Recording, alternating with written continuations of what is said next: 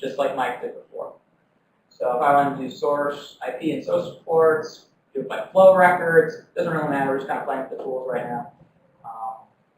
I'll name this RW stats test 1 and run analysis. And it failed. I don't know. So we'll try it different.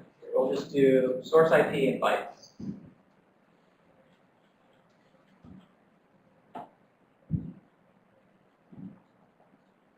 This one worked. So if you click the remote file, hold it down, and you can do quick graph in there as well. Okay? And again, when you do these, when you first start running, I'll show you where the command is. We did stats, did the graphs, count.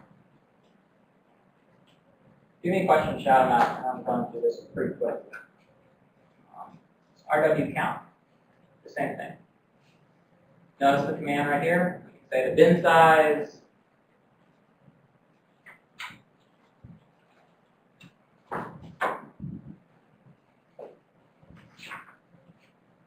Right. But I mentioned the load schemes earlier, so by default, RW count is going to assume your flow is evenly distributed